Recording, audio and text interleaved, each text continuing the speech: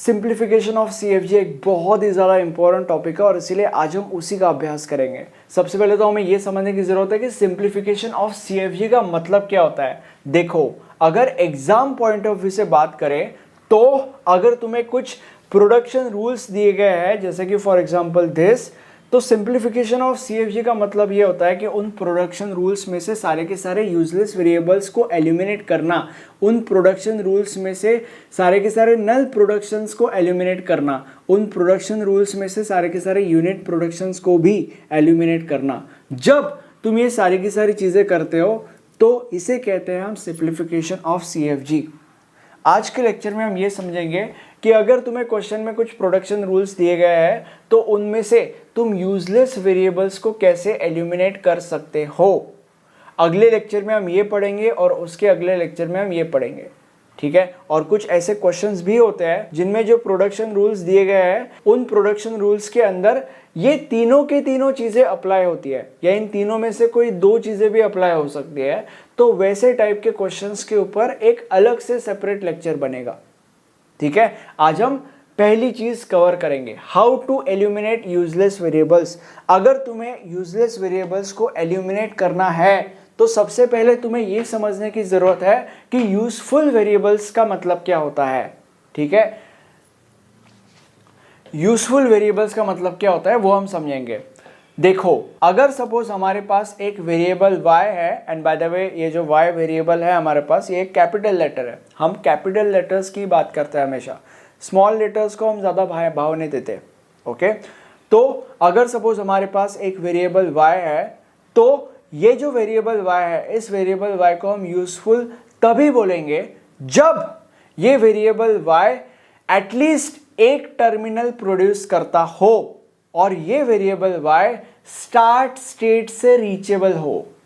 अगर ये दोनों के दोनों कंडीशंस सेटिस्फाइड है तो ही हम उस वेरिएबल y को यूजफुल बोलेंगे। अगर इन दोनों में से एक भी कंडीशन गलत है तो वो जो वेरिएबल y है वो वेरिएबल y एक यूजलेस वेरिएबल है, ठीक है। अब अगर वो वेरिएबल y एक यूजलेस वेरिएबल है तो हम क्या करेंगे, तो अगर वो वेरिएबल y किसी प्रोडक्शन रूल के राइट साइड में है तो वो जो भी सब प्रोडक्शन है जिसके अंदर वो वेरिएबल y है उस सब प्रोडक्शन को हम डिस्कार्ड कर देंगे, उस सब प्रोडक्शन को हम एलिमिनेट कर देंगे। और अगर वो वेरिएबल y प्रोडक्शन रूल के लेफ्ट साइड में, मतलब अगर वो वेरिएबल y खुद एक प्रोडक्शन रूल बना रहा है तो हम वो पूरा का पूरा प्रोडक्शन रूल ही निकाल देंगे। अर्थात मैं समझाऊंगा, बट अगर एक एग्जाम्पल देके मैं बताऊं तो अगर एक ज़ॉम्बी है और उसके सामने 3 लोग हैं और अगर इस ज़ॉम्बी ने इन 3 लोगों में से 2 लोगों को काटा और तीसरे इंसान को हाथ भी नहीं लगाया, कुछ भी नहीं किया उसको, तो हम इस ज़ॉम्बी को भी मार डालेंगे और वो जो 2 लोग हैं जिनको इस ज़ॉम्बी ने काटा है उन 2 लोगों को भी मारेंगे। बट ये जो तीसरा इंसान है जिसको ज़ॉम्बी ने कुछ भी नहीं किया था उसको हम कुछ भी नहीं करेंगे, काइंड ऑफ दैट, ओके। जो भी मैंने बोला है उसको हम प्रैक्टिकल में कैसे करते हैं अप्लाई वो सीखेंगे।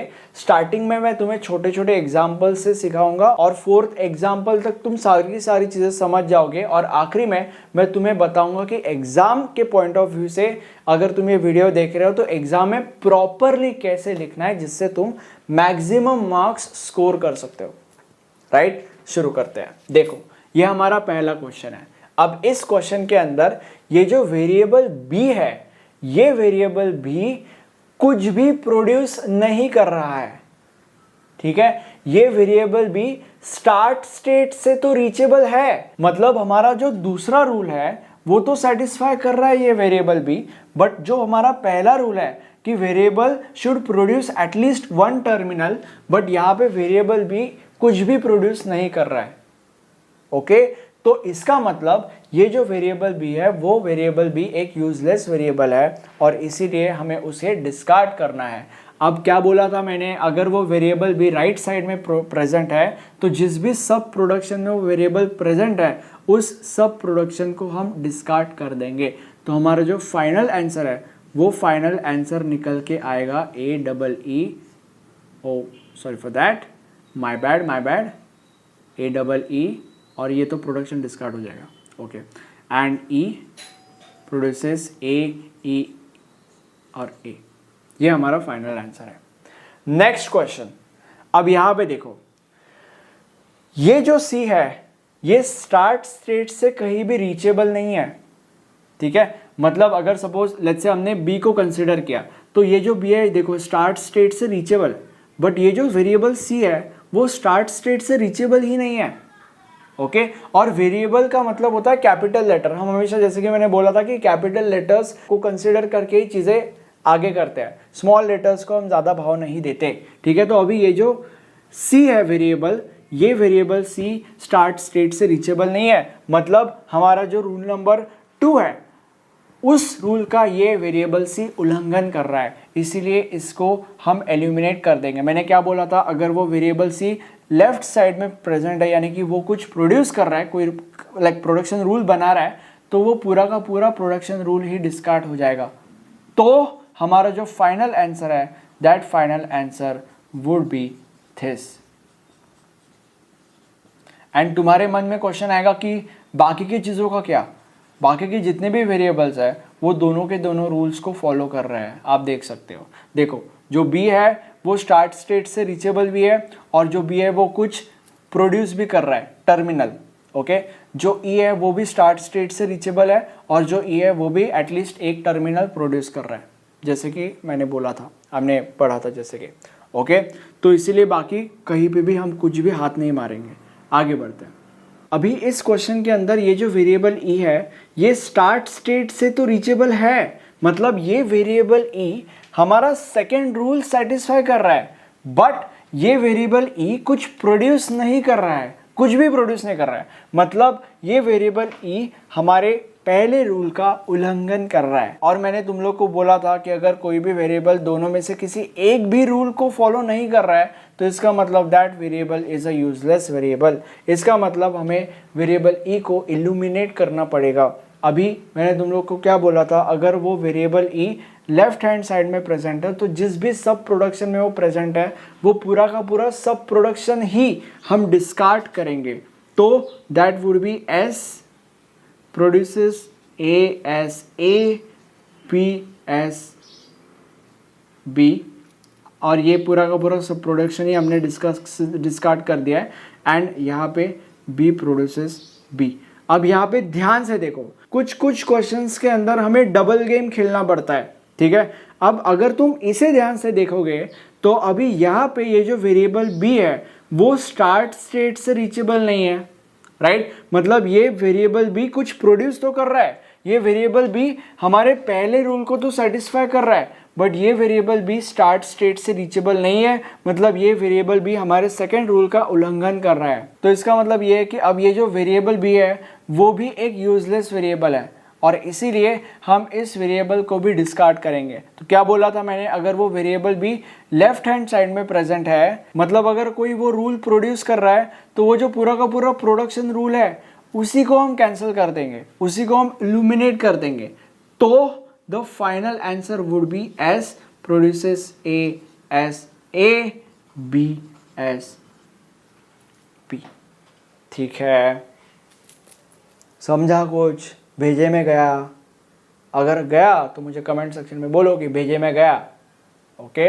अब नेक्स्ट क्वेश्चन। अब इस क्वेश्चन के अंदर एक बहुत बड़ा ट्विस्ट है, और वो ट्विस्ट ये है कि देखो अभी ये जो कैपिटल बी है ये क्या प्रोड्यूस कर रहा है, ये प्रोड्यूस कर रहा है, राइट। और ये जो है वो ये भी प्रोड्यूस कर रहा है, मतलब इस कैपिटल बी को हम डी बी भी लिख सकते हैं, डी बी। अब यहाँ पे अगेन कैपिटल बी आ रहा है तो इस कैपिटल बी को हम अगेन डी बी लिख सकते हैं, ओके। अब यहाँ पे अगेन कैपिटल बी आ रहा है तो मतलब इसको अगेन हम डी बी लिख सकते हैं, ठीक है। अब अगेन यहाँ पे कैपिटल बी आ रहा है, तो जैसे जैसे हम आगे बढ़ते जाएंगे वैसे वैसे ये स्ट्रिंग बड़ा होते जाएगा, इसका कोई अंत नहीं है। अगर ये कैपिटल बी बस एक या एटलीस्ट एक टर्मिनल प्रोड्यूस करता था तो यहाँ पे बी के जगह पे हम ए लिख सकते थे और वो उस स्ट्रिंग को खत्म कर देता था। बट हमारा जो बी है वो ऐसा कुछ भी नहीं कर रहा है, वो एटलीस्ट एक टर्मिनल प्रोड्यूस नहीं कर रहा है, इसका मतलब वो हमारे पहले रूल का उल्लंघन कर रहा है। ठीक है, भले ही वो स्टार्ट स्टेट से रीचेबल है बट वो एटलीस्ट एक टर्मिनल प्रोड्यूस नहीं कर रहा है, जिससे ये स्ट्रिंग कभी खत्म ही नहीं होगा। इसीलिए हमारा जो वेरिएबल बी है वो एक यूजलेस वेरिएबल है, और अगर वो यूजलेस वेरिएबल है तो उसे हमें इल्यूमिनेट करना पड़ता है, और अगर हमें उसे इल्यूमिनेट करना है तो हमें ये देखना पड़ेगा कि वो राइट हैंड साइड में प्रेजेंट है या लेफ्ट हैंड साइड में प्रेजेंट है। वो लेफ्ट हैंड साइड में प्रेजेंट है और वो एक पूरा का पूरा रूल बना रहा है, और इसीलिए हम उस पूरे के पूरे रूल को ही इल्यूमिनेट कर देंगे। ठीक है, तो हमारा जो लाइक अगला स्टेप होगा, that step would be this, S produces A S B A. Okay, अब ये जो कैपिटल बी है वो यहाँ पे भी प्रेजेंट है, तो इस पूरे के पूरे सब प्रोडक्शन को हम एल्यूमिनेट कर देंगे, तो यहाँ पे हम वो नहीं लिखने वाले।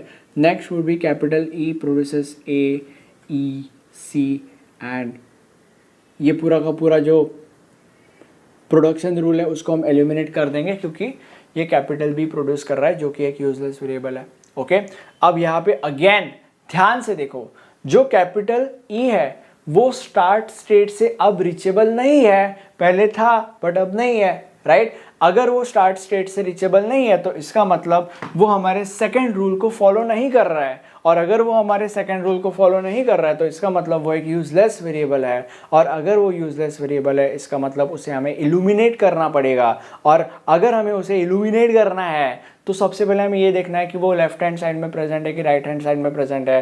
वो लेफ्ट हैंड साइड में प्रेजेंट है, वो पूरा का पूरा रूल ही बना रहा है, इसलिए हम उस पूरे के पूरे रूल को ही इल्यूमिनेट कर देंगे। ठीक है, तो हम इल्यूमिनेट कैसे करेंगे, देखो ए इल्यूमिनेट हो गया, खत्म, और ये हमारा फाइनल आंसर है। ठीक है, अब हम या मैं आपको ये बताऊंगा कि अगर एग्जाम पॉइंट ऑफ व्यू से आप एक वीडियो देख रहे हो तो एग्जाम में इन क्वेश्चंस को एक प्रॉपर तरीके से कैसे लिखना है जिससे आपको मैक्सिमम मार्क्स मिलेंगे। एक ब्रेक के बाद हम इस क्वेश्चन को सॉल्व करेंगे। अब ये क्वेश्चन मैंने ऑलरेडी सॉल्व करके रखा है, इसे मैं तुम्हें एक्सप्लेन करूंगा। देखो, हमारा क्वेश्चन ये कहता है कि कंसिडर द फॉलोइंग ग्रामर, हमें दिया गया है वेयर पी कंसिस्ट्स ऑफ, ये हमारा प्रोडक्शन रूल है। ठीक है, अब इसे हम सॉल्व करना चालू करेंगे। सबसे पहले लिखो गिवन CGF यानी कि गिवन CFG कॉमा जो भी ग्रामर हमें दिया गया है वो लिख दो। अब ये जो ग्रामर होता है ना, ये ग्रामर हमारे प्रोडक्शन रूल के ऊपर बेस्ड होता है। अब इस ग्रामर के अंदर ये जो सेक्शन है इसे V यानी कि वेरिएबल कहा जाता है। हमारे प्रोडक्शन रूल के अंदर जितने भी वेरिएबल्स है, जितने भी कैपिटल लेटर्स है लेमैन लैंग्वेज में, वो सारे के सारे कैपिटल लेटर्स हम यहाँ पे लिखते हैं।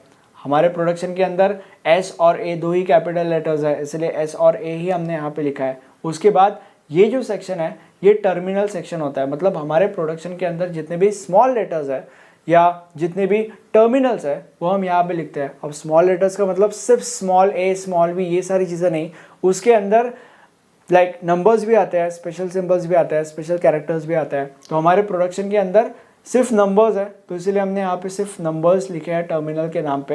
And then there is S का मतलब होता है स्टार्ट सिंबल, स्टार्ट सिंबल हमेशा सेम ही होता है। एंड उसके बाद होता है पी का मतलब होता है प्रोडक्शन या प्रोडक्शन रूल।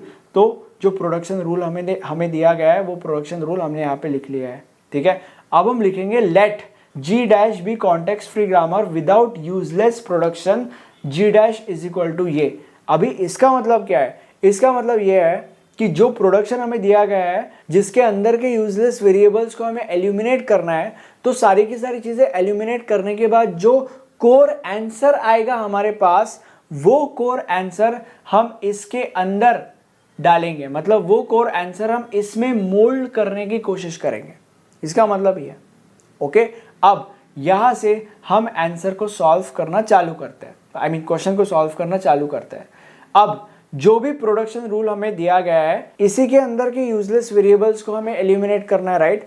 अगर हमने वो कर दिया तो इसका मतलब 90% of the question is solve. तो सबसे पहले हम वही करेंगे, initialize P dash is equal to P। ठीक है, तो जो भी हमारा प्रोडक्शन है वो प्रोडक्शन हम यहाँ पे लिख देंगे। S जो है वो इसको प्रोड्यूस कर रहा है, S जो है वो इसको भी प्रोड्यूस कर रहा है, S जो है वो A को भी प्रोड्यूस कर रहा है और S जो है वो SS को भी प्रोड्यूस कर रहा है। मतलब बेसिकली 4 सब प्रोडक्शंस थे, तो 4 सब प्रोडक्शंस हमने यहाँ पे लिख दिए। अब इसके बाद हम इसे एनालाइज करना चालू करेंगे बिल्कुल उस तरीके से जैसे हम पहले हमारे प्रॉब्लम्स को एनालाइज करते थे। अभी हमारे इस प्रॉब्लम के अंदर ये जो हमारा A है, वेरिएबल A, ये वेरिएबल A स्टार्ट स्टेट से तो रीचेबल है, मतलब ये वेरिएबल A हमारे दूसरे रूल को तो फॉलो कर रहा है, बट हमारा जो वेरिएबल A है वो वेरिएबल A कुछ भी प्रोड्यूस नहीं कर रहा है। मतलब ये वेरिएबल A हमारे पहले रूल का उल्लंघन कर रहा है, उसको फॉलो नहीं कर रहा है। इसका मतलब variable A is a useless variable. इसलिए हम यहाँ पे लिखेंगे since variable A is not deriving any sentence it is useless. Variable A useless है और इसीलिए हम उसे एलिमिनेट करेंगे। अब अगर हमने वेरिएबल A को एलिमिनेट कर दिया, इल्यूमिनेट कर दिया, तो जैसे कि मैंने बोला था कि अगर variable A right hand side में प्रेजेंट है तो पूरा का पूरा सब प्रोडक्शन ही कैंसिल हो जाएगा। मतलब ये जो है वो पूरा का पूरा कैंसिल हो जाएगा, मतलब बेसिकली यहाँ पे ये पूरा का पूरा कैंसिल हो जाएगा। तो A को एलिमिनेट करने के बाद हमारे पास क्या बचेगा? A को एलिमिनेट करने के बाद हमारे पास ये प्रोडक्शन रूल बचेगा। तो अभी इसका मतलब ये भी है कि यही हमारा आंसर है। इसके अंदर जितनी भी चीज़ें, सारी की सारी चीज़ें हमारे सारे के सारे रूल्स को फॉलो करती है। आप कंपेयर करके देख लो, हमारे पास है ही क्या? S ही है। S खुद स्टार्ट स्टेट है और वो स्टार्ट स्टेट से रीचेबल भी है अगर इस तरीके से देखा, और जो हमारा S है वो कुछ प्रोड्यूस भी कर रहा है। ठीक है, मतलब सारी की सारी चीज़ें हमारे रूल्स के अकॉर्डिंग है। इसका मतलब ये हमारा आंसर है। अभी जैसे कि मैंने तुम लोग को बोला था कि जो भी हमारा आंसर है वो आंसर इस फॉर्म में मोल्ड करने का ट्राई करेंगे। ठीक है, मतलब इस फॉर्म में मोल्ड करेंगे। तो अभी हम यहाँ पे लिखेंगे हैंस। गाइस यहाँ पे एक छोटी सी गलती हो चुकी है, यहाँ पे P नहीं चाहिए, यहाँ पे P डैश चाहिए। ठीक है, तो अभी यहाँ पे जो P डैश है वो P डैश ये है which is a final answer, and S वो तो स्टार्ट सिंबल होता ही है। तो अभी इसका मतलब क्या है? इसका मतलब ये है कि जो हमारा फाइनल आंसर है G डैश, उसके अंदर वेरिएबल S है, जो टर्मिनल है वो है 1 और 0, P डैश जिसका मतलब ये है, एंड S का मतलब स्टार्ट सिंबल। तो ये है। अब मैं तुम्हें एक होमवर्क क्वेश्चन देना चाहता हूँ। ये हमारा होमवर्क क्वेश्चन है। अगर आप इसको सॉल्व करते हो और अगर आंसर आप मुझे व्हाट्सएप पे सेंड करते हो, अगर आपका आंसर सही है तो मैं अपने तरफ से आपको मेरे नोट्स के ऊपर एक बहुत अच्छा डिस्काउंट दूंगा। नोट्स के अंदर आपको बहुत सारे एग्जाम में आने वाले प्रॉब्लम्स मिलेंगे जिनको प्रैक्टिस करके आप एग्जाम में हर एक टॉपिक के अंदर पूरे के पूरे मार्क्स स्कोर करके अल्टीमेटली अपने पॉइंटर्स बढ़ा सकते हो, which is very important for your future. ठीक है, क्वेश्चन को सॉल्व करो और नोट्स लेके जाओ। ये हमारा प्लेलिस्ट है, इस प्लेलिस्ट के अंदर आपको इस सब्जेक्ट के सारे लेक्चर्स मिल जाएंगे। प्लीज़ इस वीडियो को एक लाइक करो and thank you so much for watching. Have a nice day, bye bye.